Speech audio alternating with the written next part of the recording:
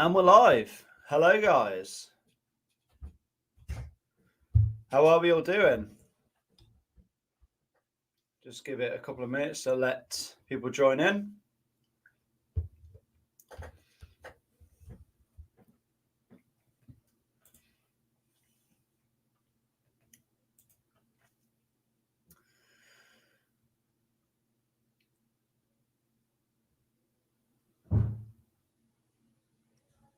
Loading. I'm just going to give it a few minutes for all of you guys to join in. I can see we have a couple of questions already before the stream's even gone live. Just if you have joined, it's not showing just yet. Let me know if you can see me and hear me well enough, and then we'll get the show on the road.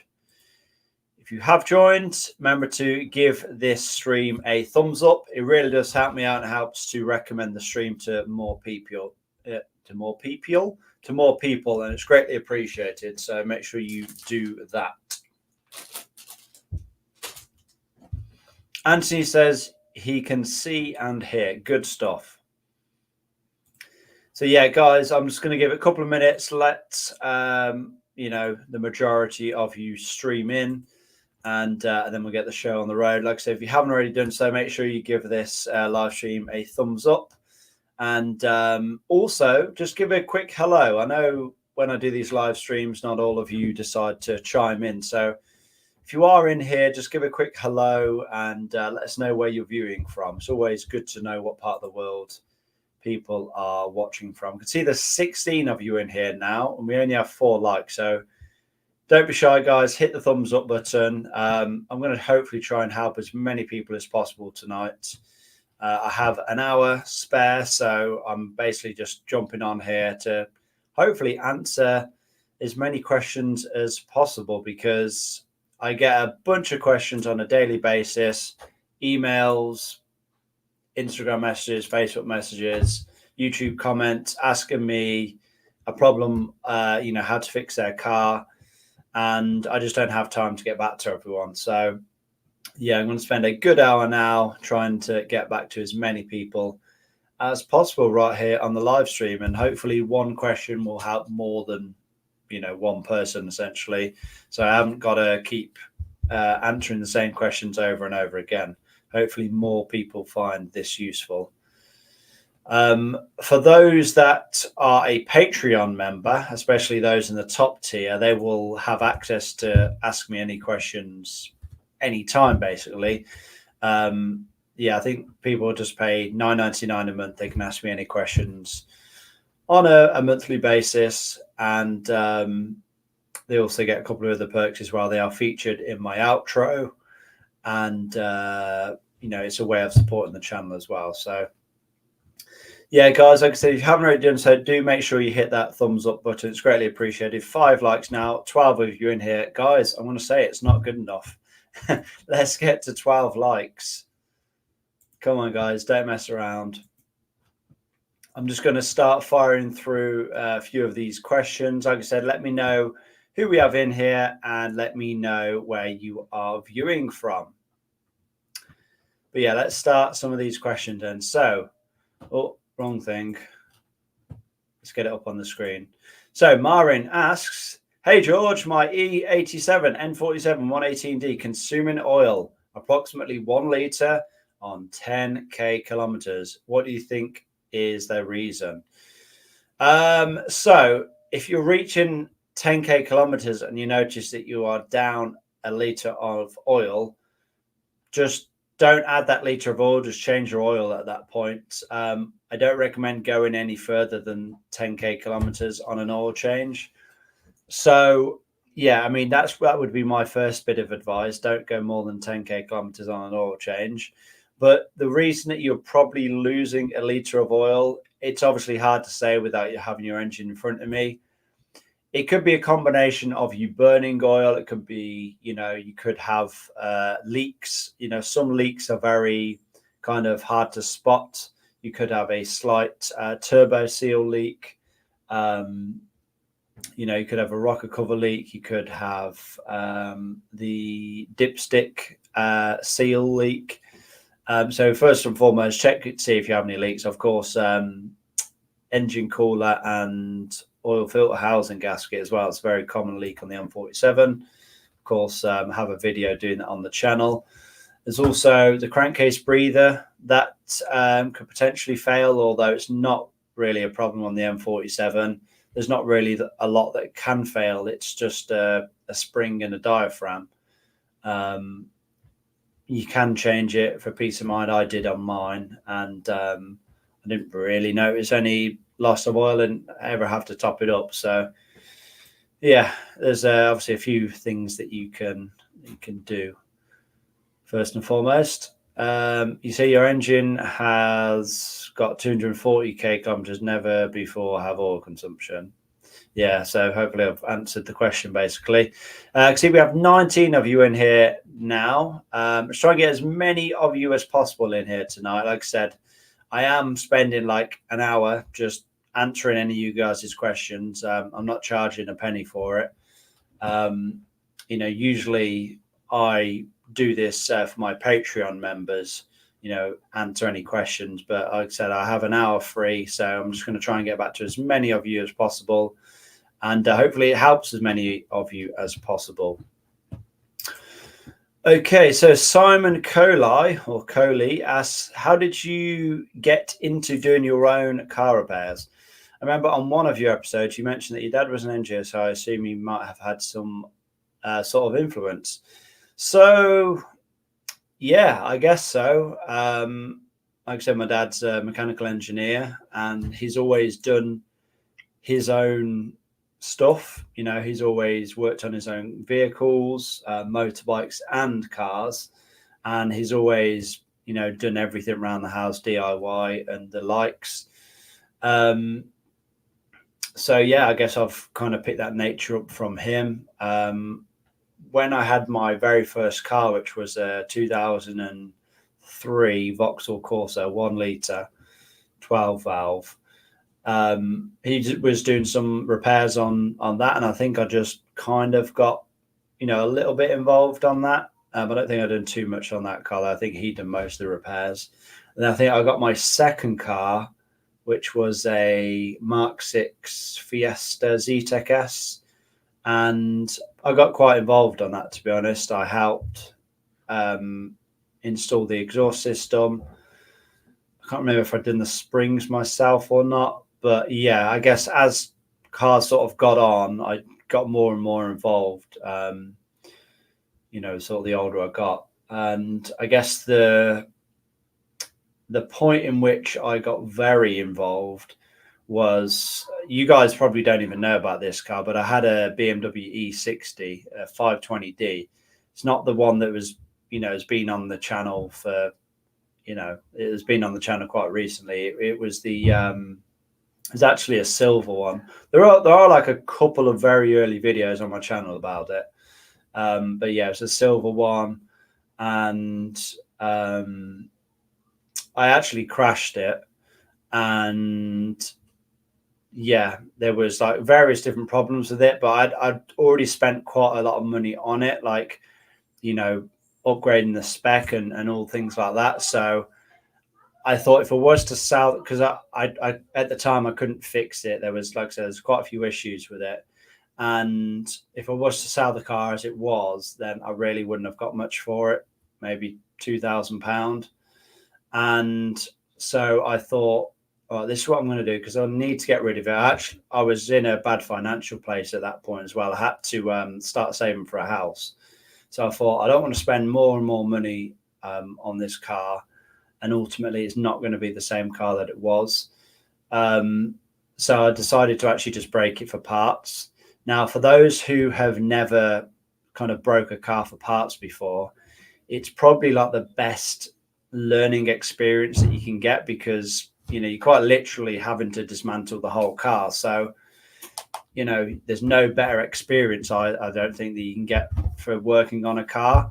And I actually, it's funny actually, because from breaking that car, and that wasn't actually the first car that I broke for spare parts. It was, I did actually do it with my first Corsa, because that was an MOT fail. Would have got like 50 quid for it. Ended up breaking it for parts and got over £1,000 for that car. But anyway, The BMW 5 Series, that was actually very lucrative. Like I said, I would have probably got £2,000 for it, but in parts I got like over £10,000 for it. So yeah, it's a lot of money in, you know, certain cars. If you have the right spec, it was an LCI and it was an M Sport and all the rest of it. So there's a lot of money in parts in that car.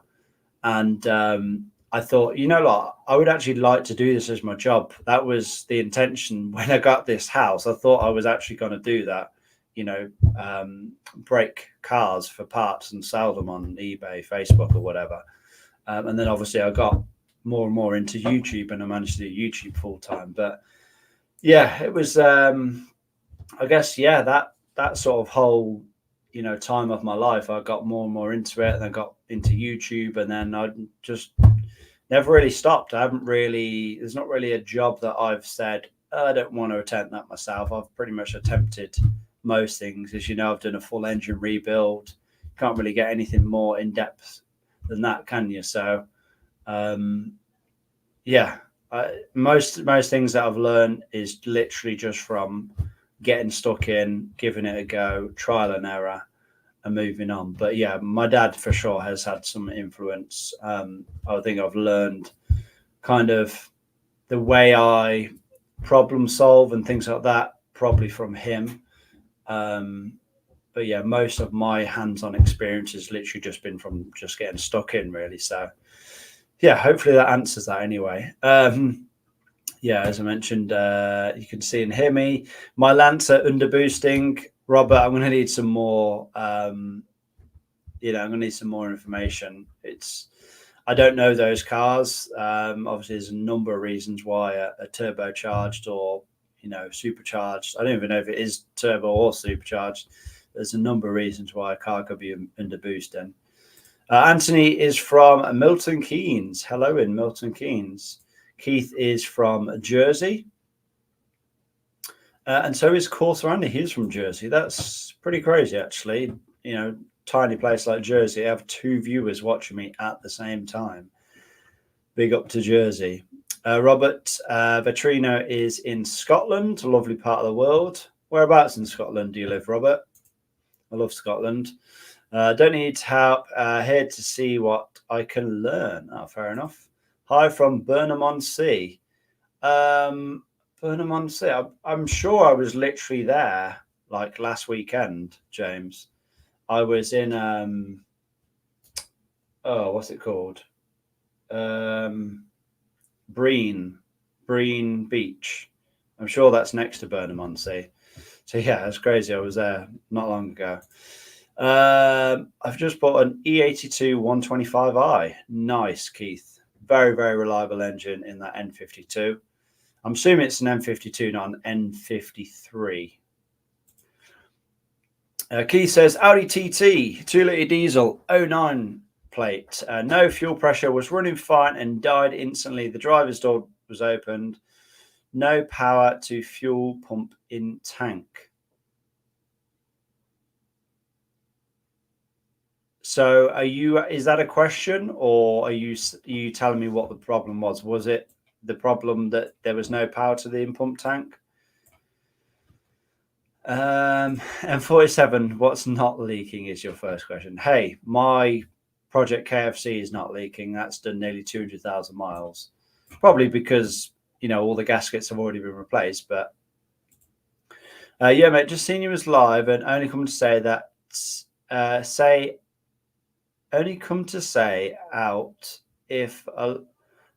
out of a lot of YouTubers, you've helped me with no nonsense, not trying to sell products.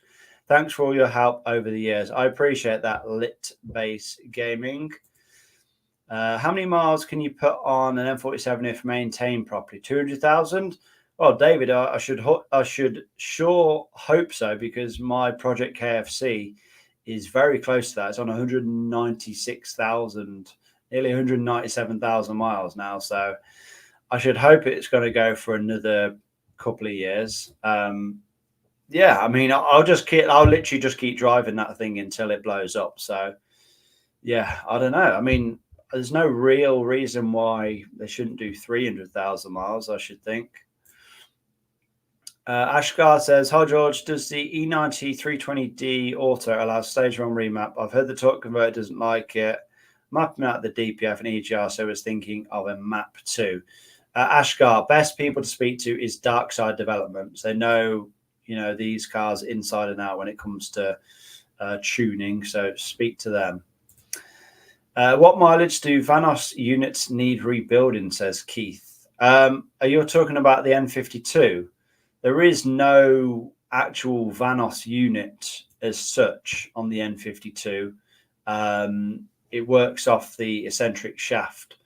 So there's nothing to really need. It's not like on the S54 and the E46 M3, which they have little adjuster units that need rebuilding. Yeah, it's mainly the Vanos solenoids that need replacing, which they're not really that expensive and they're very easy to replace. There's videos on my channel doing it. Hi George, how much mileage was on your E70 X5 and why did the turbo get replaced? Mine is on 145. Okay, so it was on, I think it was about 109,000 miles when the turbo went. But yeah, why did it get replaced? We got it replaced because the turbo blew. So yeah, that was fun. I hope you're well, mate. Yes, I am very good. Been very busy at the moment. I was hoping to get a video out today, but it just didn't happen. So I'm going to get one out for Thursday. For those that I don't suppose many of you have even paid any attention, but I actually have a new upload schedule. Excuse me, new upload schedule now. So new video will be on the channel every Monday and Thursday. I'm going to try my absolute best to stay consistent to this because I feel like consistency is key when it comes to YouTube.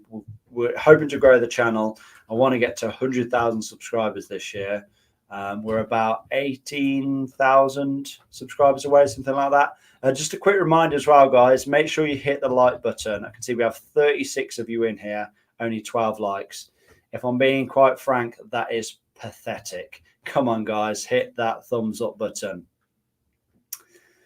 But yeah, just like I said, just been super busy. I'm actually getting married next month as well. So yeah, I've been doing lots of planning and things regard to that. I'm hoping to get sort of my videos scheduled for that time, so I haven't got to run around and get oily, I guess, the week of the wedding. And I don't know if we're having a honeymoon or anything yet. We'll have to wait and see, but yeah, hopefully I can get videos to cover me on that time, because for those that know YouTube, you'll know that you can't have any breaks. You just need to consistently pump out the videos. So yeah, but I'm well on the whole. Hi George, opinions on the BMW 320D E90 LCI 2010. Great cars. What more can I say? Basic farming. Hello George, it's Kane. How's it going, Kane? I got a question for my M47. I had DPF problems. Car smells very bad of diesel. I decided to delete the DPF and EGR with tune. It still smells and smokes. I'm scared it won't pass, or is this okay? So you say it smells bad of diesel. Is it actually diesel, or is it diesel, exhaust fumes? So if it's diesel, is a very high possibility. Well, there's two kind of causes that it could be on the M47.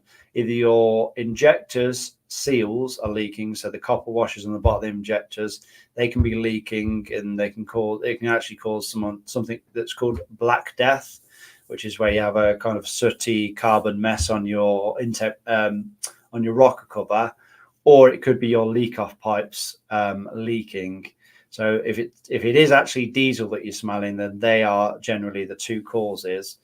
If it's diesel fumes that you can smell, especially in the cabin, then it's more than likely going to be your downpipe, your DPF downpipe. There's a flexi on it. It's a very common failure point. That's generally where they do tend to fail. You have two options with that. You can either replace the whole downpipe, or you can just get another section welded in. Hi, Georgia. Oh, I've already answered that. Porsche 986 Boxster S, over 19 years and still love it, but remote stopped opening the car, boot and bonnet. New battery didn't do it. Interesting. Yeah, I wonder if it needs resyncing. The key, I wonder if it's lost, lost sync.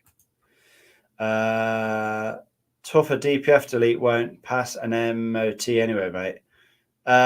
It will. My E91 has an MOT, has a DPF delete. Well, it's it's just the standard box. It's been gutted. I think it still has the cat in. Yeah, I'm sure it has the cat in still, but the DPF's been removed, and that passed the MOT fine. And it wasn't even at. It was literally at like, I'm sure it's like a quick fit or I can't remember. Oh, yeah, it might even been quick fit they went to, and they usually extra strict, but went through absolutely no problems. Do you feel that new cars with touchscreen panels to control heat will be unreliable over time? Exactly, Jay. Sorry. Yeah, exactly this. I cannot stand, going to sound like a bit of an old man here, but I can't stand, brand new cars today. I can't stand touch screens, the haptic buttons. It's nasty. I like proper buttons that you can touch, proper knobs that you can turn. And I just like simplicity. I'm not a big fan of digital everything and screens everywhere. It's just it seems like it's going to be a big nightmare. Like, let's say on a, I mean, I don't even know what the systems are like in brand new BMWs today, but let's say, for example, in a Tesla, I'm pretty sure like all of your controls are, basically made through that tablet. So, if that tablet goes down, then that's like your whole car's functionality, like down, isn't it? Whereas, say, if you have just a screen for your infotainment, say radio, sat nav, whatever, but then you still have heating dials and all the rest of it. If the screen goes down, you can still do your heating and all that. But yeah, I'm not a fan. Each to their own, of course, but it's not for me. Brand new cars. Yes, I know, but why does it keep smelling? Hopefully, I've already answered that. Any chance Ipswich will pick up some points before the international break? Baps, hopefully for yourself, they will. And smoking a new DPF won't solve it. James, there's a control unit under the passenger seat. Yeah, that's true. James, there is a control unit under the passenger seat which likes to flood. The reason that it floods is because the drains will get blocked up. They get blocked up with leaves, and then basically water can't pass through, just overflows, and then comes into your cabin. If you saw the Boxster S deep clean video, most recent video on the channel, actually, I kind of went over and talked a little bit about the drains and cleared them all out. So yeah, my drains are all perfectly fine. There's no debris or anything in them.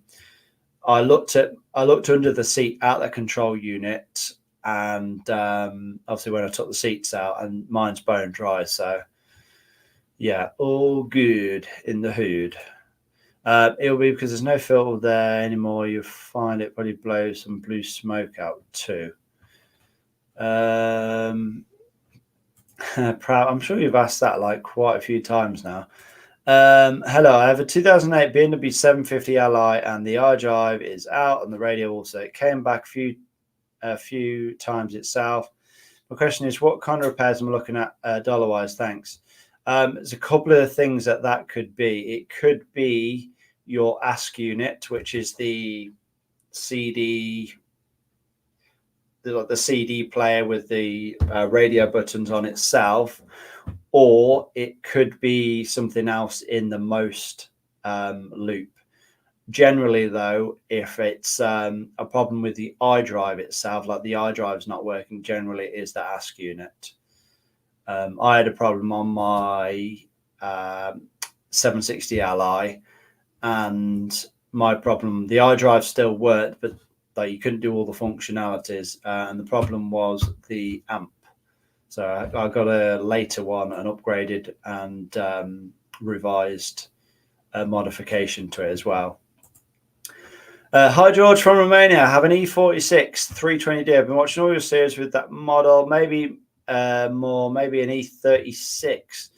Oh, see, I don't know what it is, but an E36, they don't do it for me. I mean, I guess it's a bit kind of before my time, but saying that, I absolutely love the shape of the E30, and I want to get an E30 at some point. I've had a couple of E46s now, and I think they're great cars. They serve a purpose. Bit rusty, but they serve a purpose, and they're nice, cheap, and cheerful. The E36, I kind of feel like it's at that, I don't know, it's in its own sort of category. They're great cars, I'm sure. I'm sure there was fantastic cars in the day. I wouldn't say no to an E36 M3 Evo, but they're not. It's not really something that I would like to get. Very rusty cars, and I just don't like them. I just don't think they're that great, if I'm being honest. From Scotland too, just outside of Edinburgh. Am I really far behind in these comments? I feel like I'm a good 10 minutes behind. I need to try and fly through these. I had a ton of BMWs over the years and often use your video for reference. Glad to hear it, James. Hi, George. I have a BMW 125D F Series. Randomly on a short drive, the turbos get extremely hot. Any ideas? DPF could be blocked or partially blocked. Proper oil changes and it's hassle free. Exactly that. If you had to choose, would you prefer working on newer models with more complexity, easy for me to say, and electronics, or older models with more body restorations, etc.? See, I'm going to completely contradict what I've said, but when it comes to working on newer cars, yes, they are more complex, but generally they are easier to work on. Let me repeat that. Newer cars are more complex, but generally they are easier to work on. Now, when I say easier to work on, I don't mean, doing an oil change or changing an air filter. I mean, when it comes to older cars, the mechanical side of things, they're a lot more simpler, but you have to contend with rust. And obviously, I don't weld. I can't paint. So it turns, a relatively simple and, easy fix into an absolute nightmare. So, I think if I had to, I don't know how many of you have kind of been watching my channel, but generally the cars that I bought have sort of been from between 2000 and like 2010. Like for me, that's like the sweet spot. I feel like that's when cars were they were advanced enough to where they were, putting out decent power, but they were not too restricted by things like emission control systems. I feel like after 2010, things just went right downhill. Reliability went out the window, and things got very expensive after then. Right. I said I'd go fly through these comments. I'm just taking way too long, aren't I? No, it's all good fun though. Like I said, guys, if you haven't already done so, make sure you hit the like button. We're on 25 likes. There's 36 of you in here. What are you playing at? Love your content, man. Watching you for a long time, all the way from ZA. That is no idea. Sorry. Only one question. I drive a 2003 E46 330D M57, only 190k. Question is, does diesel injector cleaner really work? Good question. Does diesel injector cleaner really work? It may work. It may do what it's supposed to do. With that being said, if you have a failed injector, if you have an injector that is running outside of, the running values, chances are an injector cleaner isn't going to fix that. The injector will need to be, rebuilt. It'll need to be physically cleaned. Just pouring a little bit of injector cleaner in your tank is not really going to do a lot. It could be a good preventative measure to, pour some in every 10 tanks or something. But if you have a failed injector, then injector cleaner isn't really going to help you, in my opinion. New York here. Your videos have been a lifesaver. Original owner, 2006 E90 with metal valve cover, N52. Been DIY since 2012. Never remove intake manifold. Worth the headaches to replace PVC system oil burn. Yeah, Steve, I have all of the videos you need for the M52, including removing the intake manifold, replacing the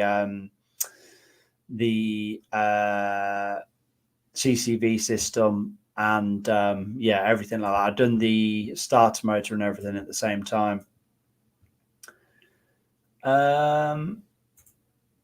Well, that's short, mate. Okay, thank you. Thank you. Carry on doing the good content.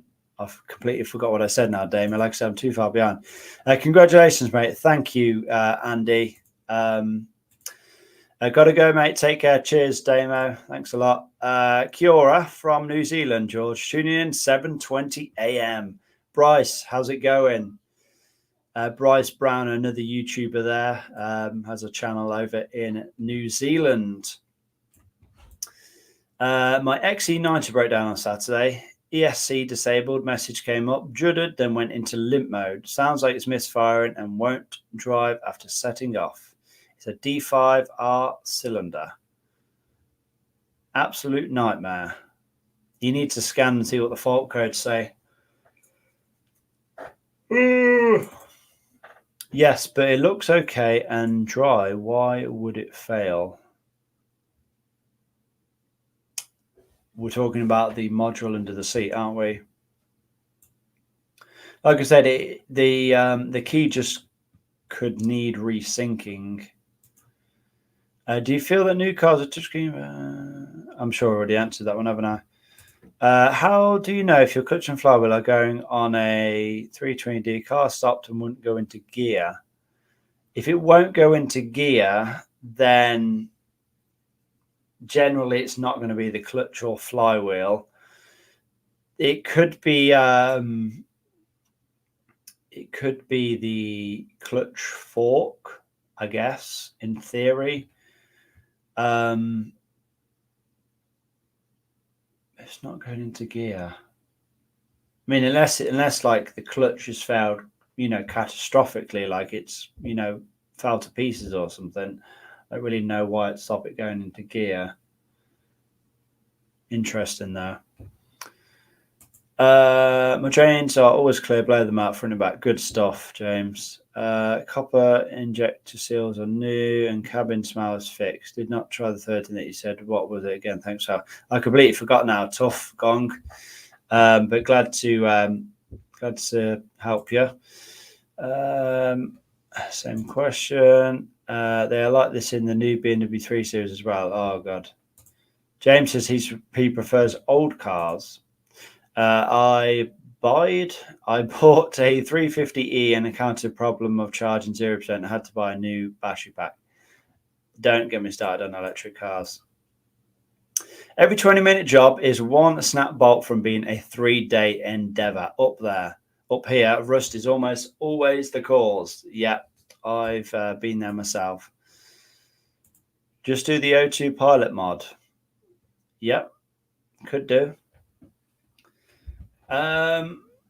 Want to swap your 130i for my 125D after it's in for its timing chain on the 2nd of September.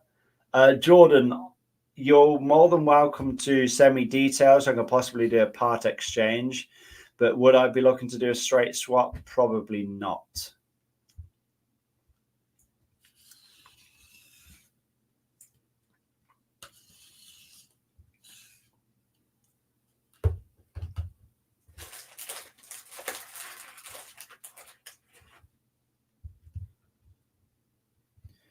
Guys, if you haven't already done so, there's 35 of you in here. Hit the thumbs up button. It's greatly appreciated. It doesn't cost a single penny.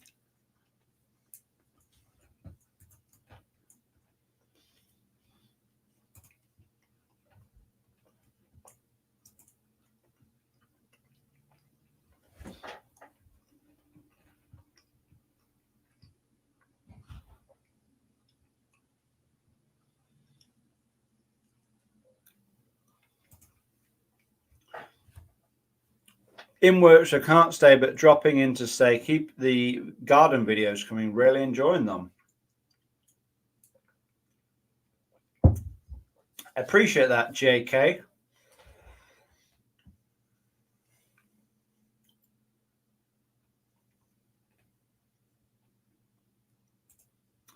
If a car won't go into gear,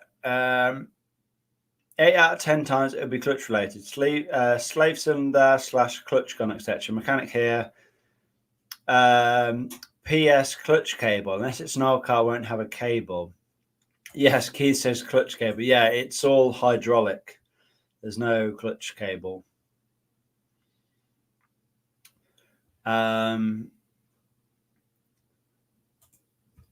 Is it true a BMW 90 316D does not have swirl flaps?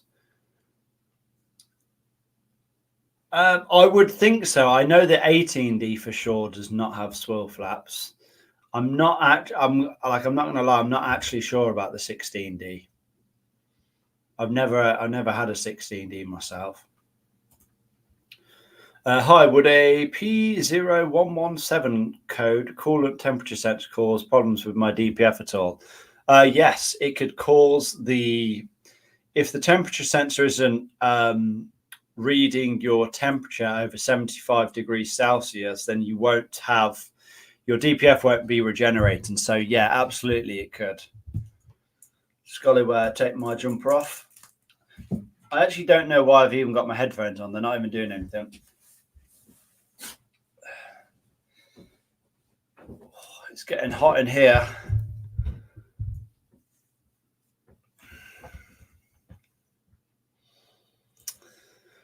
Well, it feels like I've been going like non-stop answering questions, but I guess this is what I set myself up for. Gear stick vibration in my N47. What can the problem be?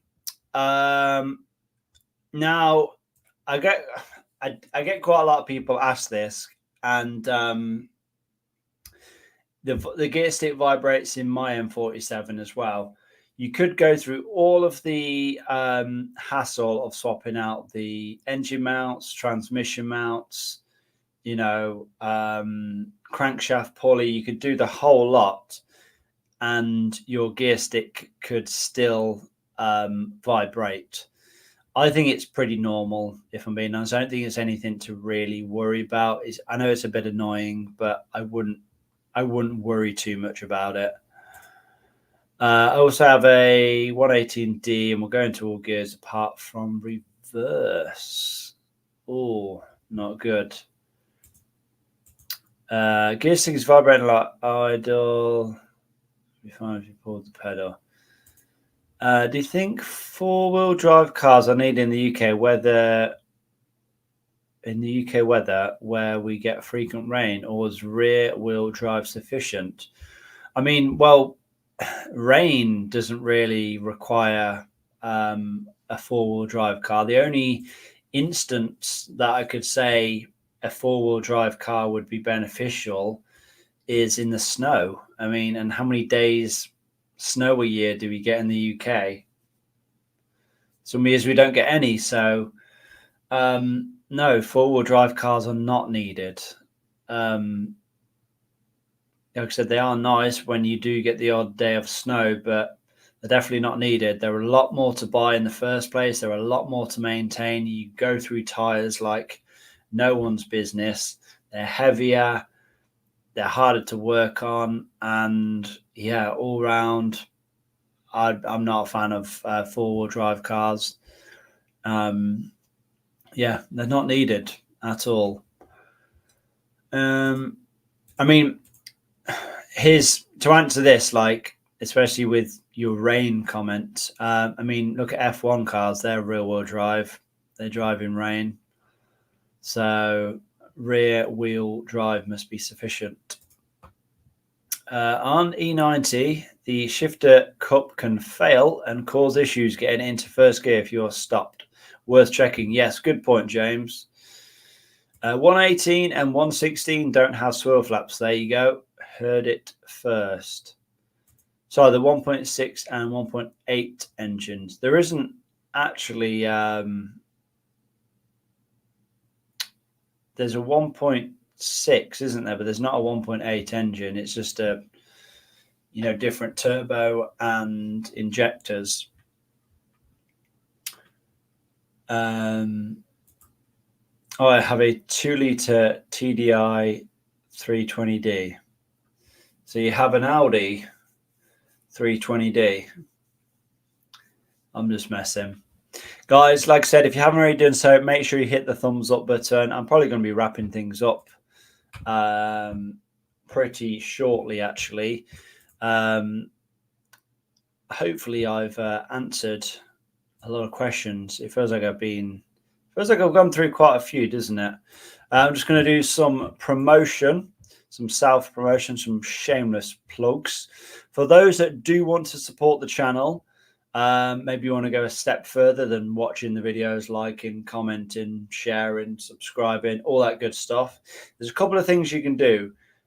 First thing you could do is right here, right now on this live stream, you could send a super sticker or a super chat, and you can donate some money to the channel. It could be, 99p, could be 450 million pound, whatever you see fit. I'll obviously leave that down to you guys.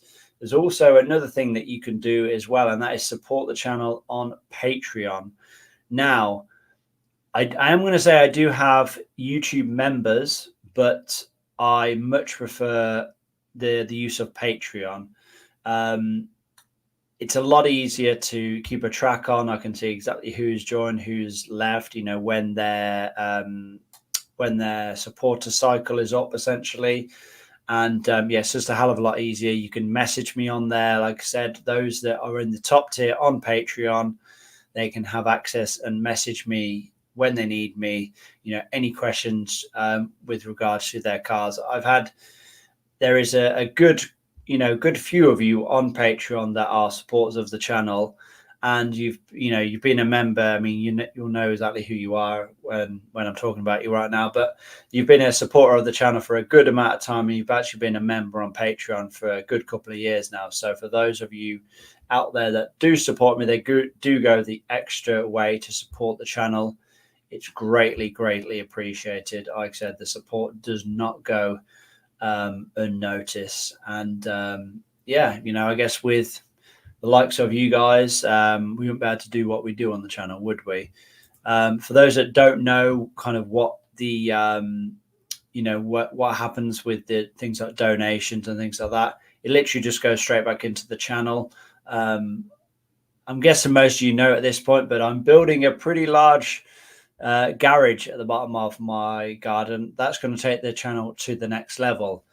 When that's built, I'll be able to do live streams in the garage, possibly working on cars. So the sooner we can get that, the sooner content can improve. Not to say that content's particularly bad, but we're going to take content to the next level. So like I said, the quicker we can get that garage, the quicker content is going to be on the up. Right, I'm going to go through some more comments then, and like I said, we're going to wrap things up in the next 10-15 minutes or so.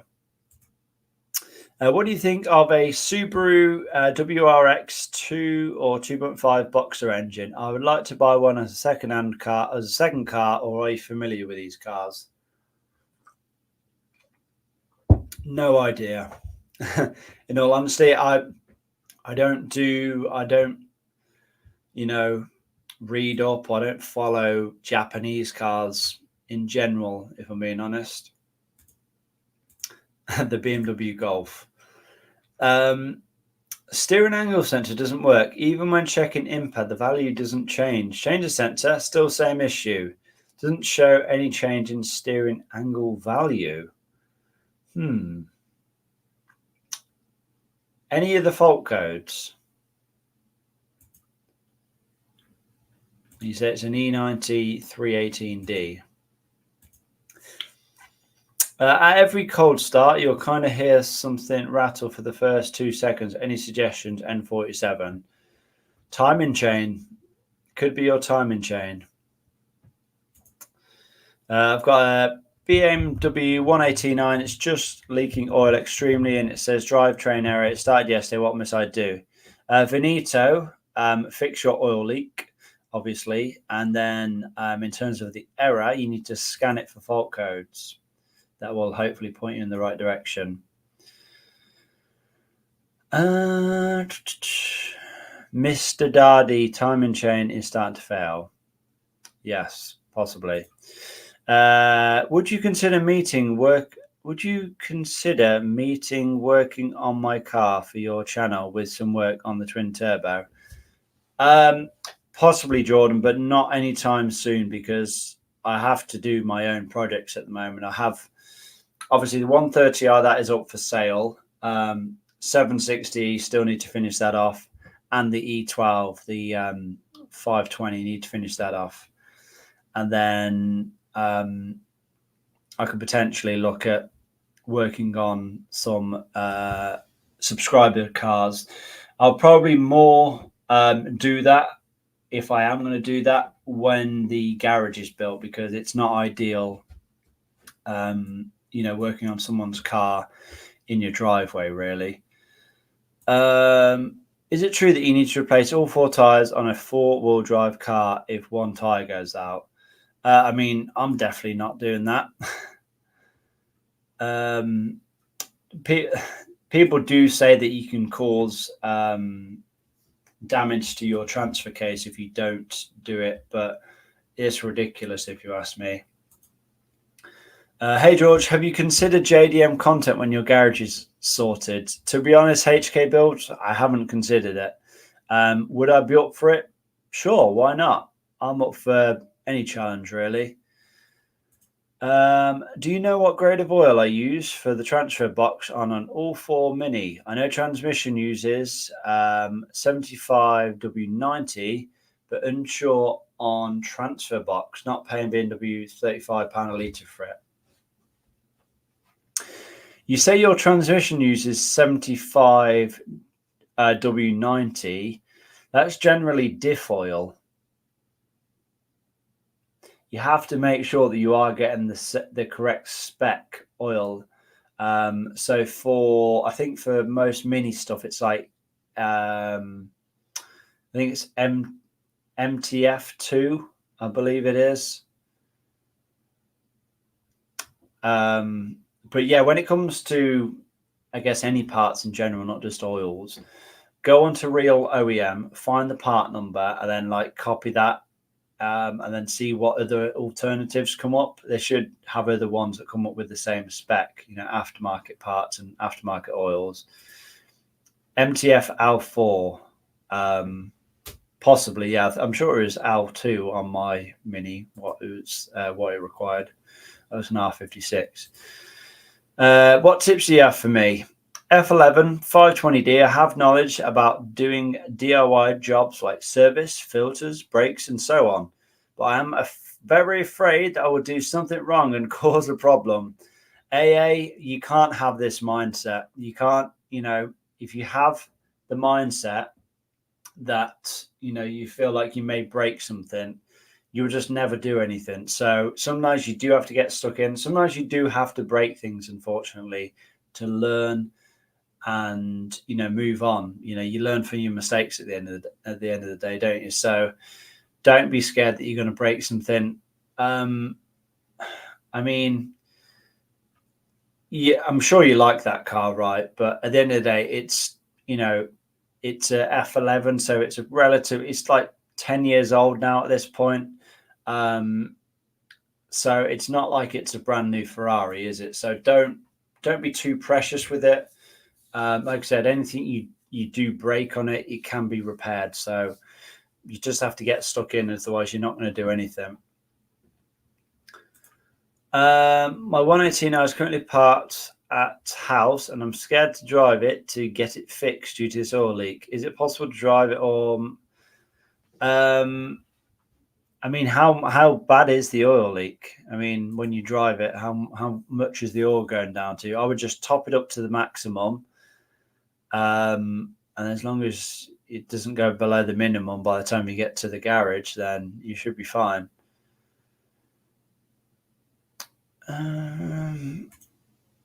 Just finished the rebuild, going for a first start in the next couple of days. Well, good luck, Ozboz. Oh wait, you rebuilt your engine on your Mini. Is it an N14? Did you watch my videos how to rebuild it? I don't actually know how well those videos are doing now. Actually, let's have a look how many views they're on.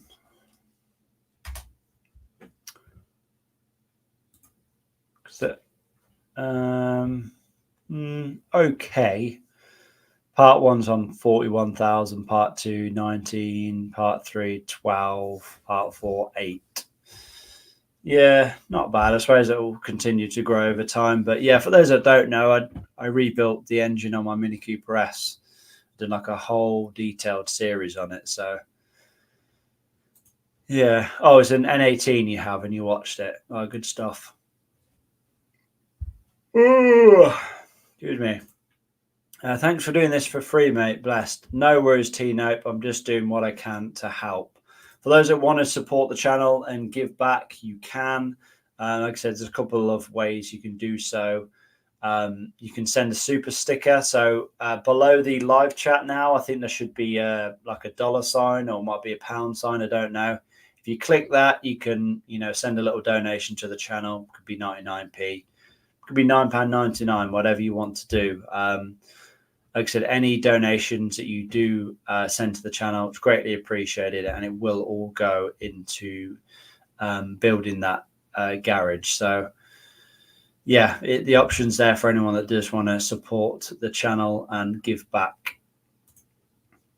635D BMW recently, when filling at the pump, trigger clicks as if it's full of fuel when it's empty. Doesn't matter how yeah, so it's quite common in quite a few different models, to be honest. All you have to do is you just have to turn the nozzle. So if you're usually filling up like this, just turn it and you're usually fine.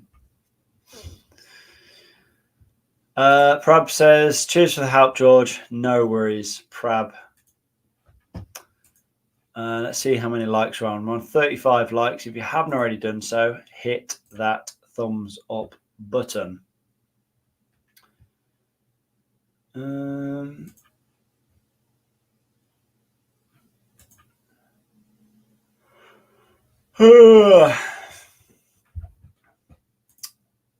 try that. Was thinking it had a fuel tank vent valve, maybe. We'll try some finicky techniques next fill up, lol.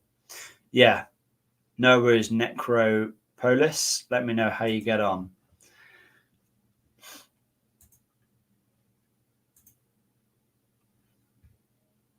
Just thinking how many subscribers we are away from 100k now. We are 17,452.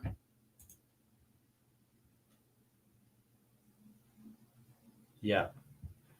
Are we going to hit 100,000 subscribers by the end of the year, guys? Let me know.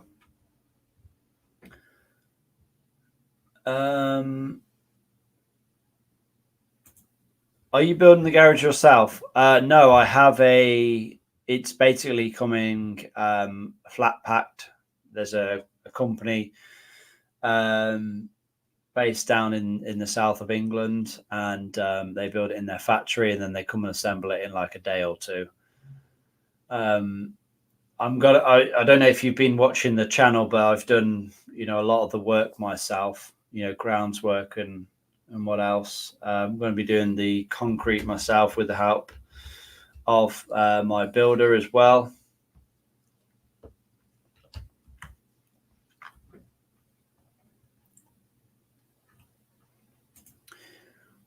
It says in-app purchases are not enabled by user. I'm not sure what you mean by that.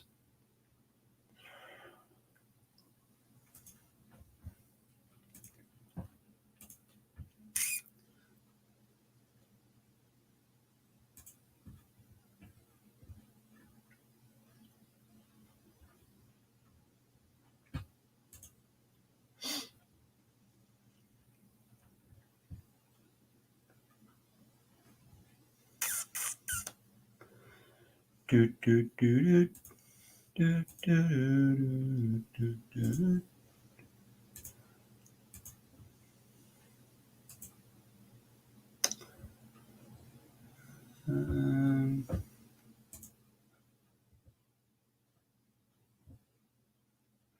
41 likes, guys. Well done. Let's see if we can get to 50 likes before we end the night. If you have not done so, hit that like button. Oh, James, what a legend. He sends a first super sticker of the day, James Gunn 92. Greatly appreciated, mate. Thank you for that. That's going to go straight into the garage fund. So we're now £1.49 closer to building that dream car garage. Try to support the channel by donating. That's the error message I get for not being. I'm not sure then, to be honest, Venita. Did you click the dollar icon below the chat? That's interesting.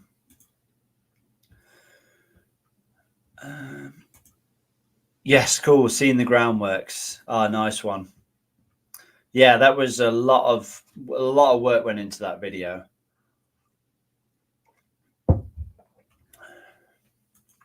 Yes, I did. Oh, okay. I have no idea then. Hi, George. Would a new high pressure? I already know what's coming. But is it? You bet you're going to ask, does it need coding? Yes. Does it need coding once it's been fit? I mean, I've never worked on a Skoda, but generally, like a high pressure fuel pump, no, does not need coding. I don't know. There's a bit of a misconception that anything that is fitted to a car will need coding, and generally, unless it has, a control module on it, it doesn't need coding to the car. So, yeah.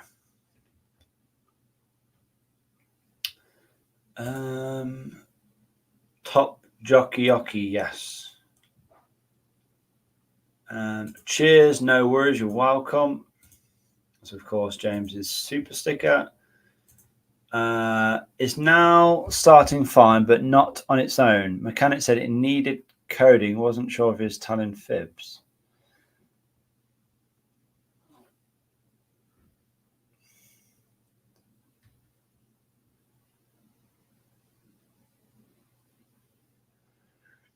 I mean, injectors, they need coding because they have a value on them. But generally, a high-pressure fuel pump doesn't need coding. Thanks, George. I've been working on my 2006 E90 N52 for the past 2 years. I'm top of engineering. Videos have been great. Nice one, Greg. Appreciate it. I have a whining sound from the AC compressor on my E92 N52 manual. I think it's the pulley. Is it possible to replace just the pulley? The compressor is rolled.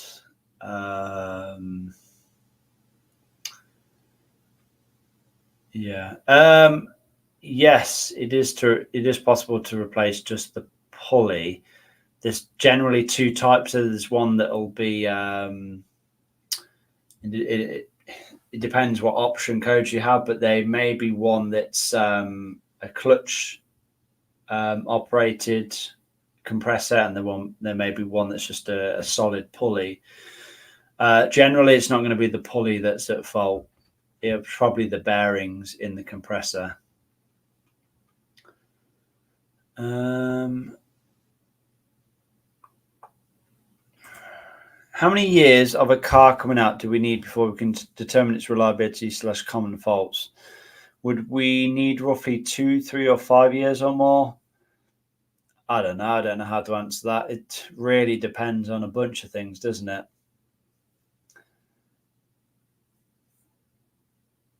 I mean, yeah, I guess the more time that a car's been out, then the more you'll know about it.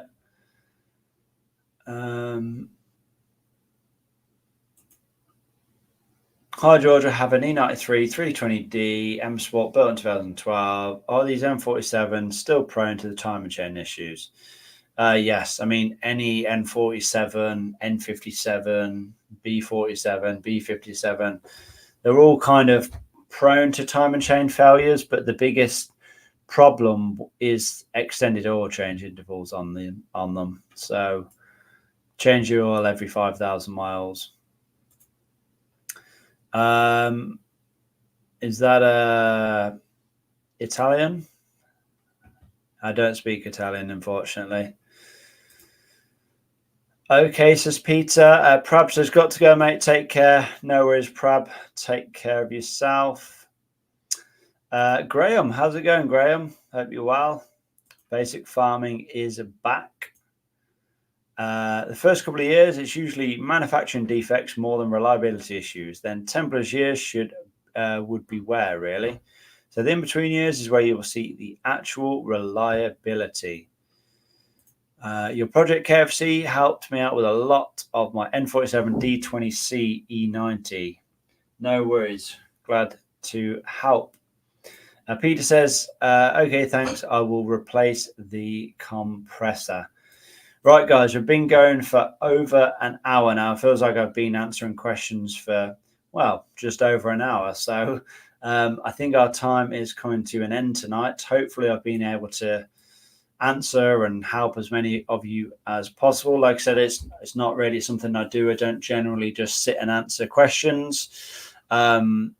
So if you have tried to contact me, if you try to send me a message, email, or leave a comment on my video, it's not even relevant to the video about, help trying to fix your car, then chances are I probably haven't responded back to it, just because I can't sit, on my phone all day just responding back to questions. I'd be there forever. Now, if your comment is relevant to the video, then of course, yes, I will either react or comment back to it. But yeah, I'll upload a video of me, an update on the garage build, and then someone will comment, I have a leak on my M47. What do you think the problem is? I'm like, how is that even relevant to the video? So yeah, if you are asking a question like that, chances are I'm probably not going to respond back to it. But yeah, like I said, past hour, it's been fun. It's been tough though, non-stop talking. I'm sure you're all bored of listening to my voice at this point. But yeah, hopefully, like I said, I've been able to help out as many of you as possible. It's been lovely. Thank you all to those that have liked and commented. We're on 43 likes now, so if you have not done so, hit that like button. Let's see if we can get to 50. Come on, guys, 7 more likes before we sign off. Like I said, if you want to go a step further and support the channel, option is there for the next few minutes. You can click that dollar button under the live chat and you can send a little donation to the channel, a super sticker or super chat, and it will be greatly appreciated and goes into building the dream car garage. So yes, please do that if you have the means to do so. Obviously, if you don't, then don't worry about it. Let's get through the last few comments. I've already read that, haven't I? Sure I have. John Paul. Hi, George. How's it going, John Paul? Course Randy, see you on the next one. Cheers. No worries, Course Randy. See you on the next one. Have you had issues sealing injectors? Chara, apart from that one time where I tried to put This was, I think that was on my first E60 actually. There was a copper washer stuck down in the injector hole, and I thought, it'd be all right. I'll just stick another seal on the injector. Don't ever do that. Huge fuel leak on top of my rock cover. I think I was in London actually at the time, and just smoke coming from the engine bay. So that was good fun. But apart from that, no, I haven't really had any issues sealing injectors. I have an M47 and M47 and N47, and I learned a lot with you. Thanks, you. No worries, Rue. Basic varmint. See you soon.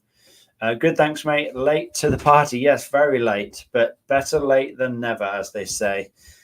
Any last questions, guys? Get them down below now. We're 47 likes, we're 3 away from hitting that magical 50. Let's see if we can do it. If you haven't already done so, hit the like button. Hit that thumbs up button.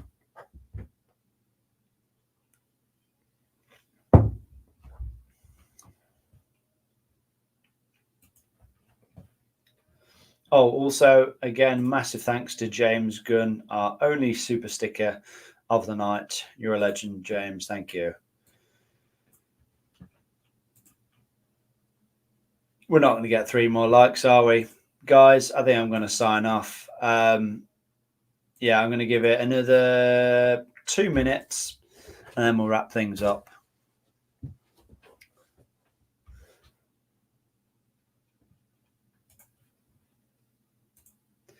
Do you know anything about electric cars? Says Ryan. No. No, I don't. 49 likes, guys. 1 like away.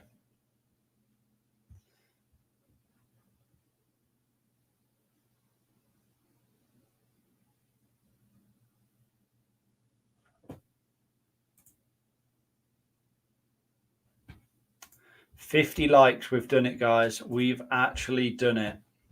Legends.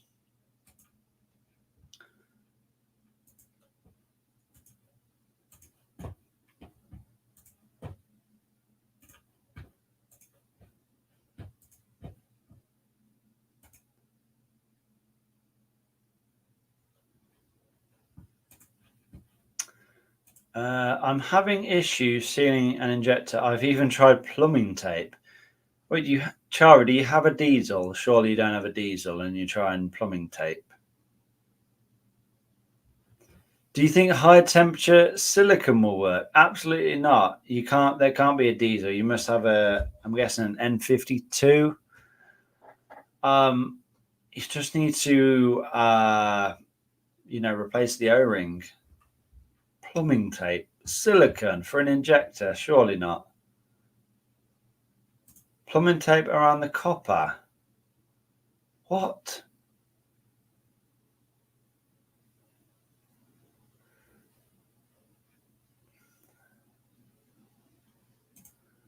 Random, but I just installed Starlink. Brilliant. I'm rural. All internet issues solved.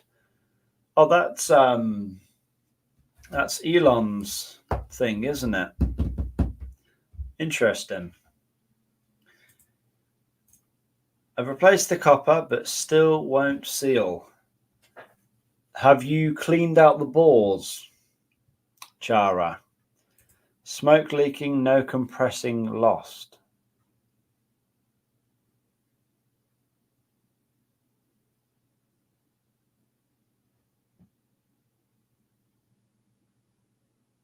Have you, like I said, have you actually cleaned the yeah, I got it refinished. Interesting.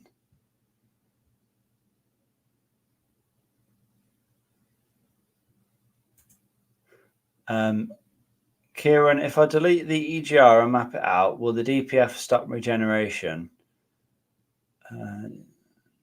Yeah, if you delete the EGR and map it out, no.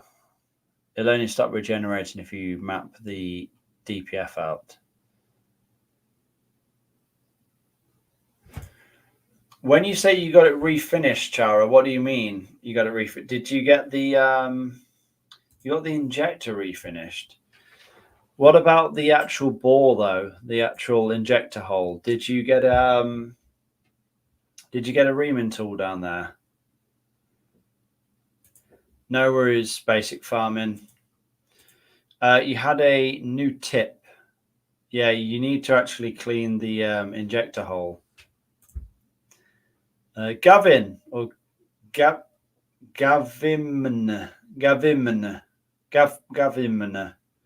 Hi George, got one series N47 smoke testing, found a massive boost leak where the EGR valve goes inside the cooler. Could that be a gasket, or is it time to replace the cooler, or is it a full replacement of the cooler?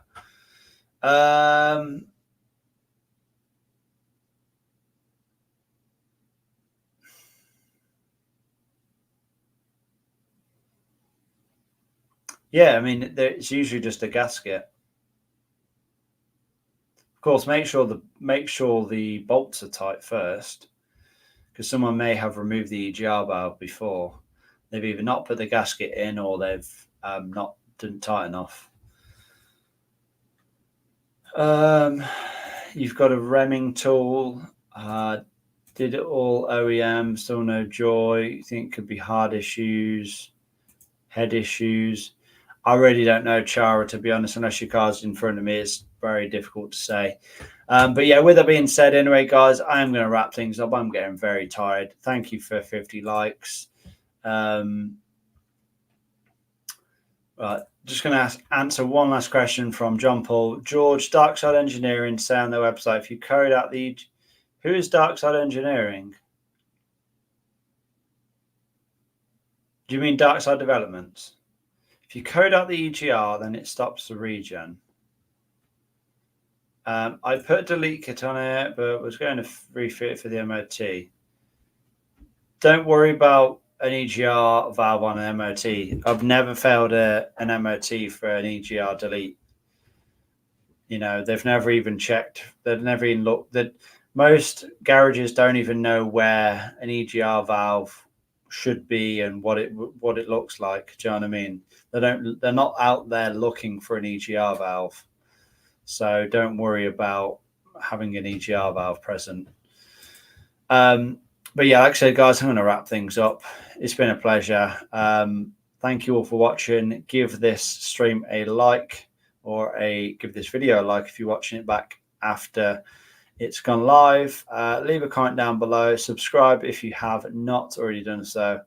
We'll see you all in the next one. See you guys.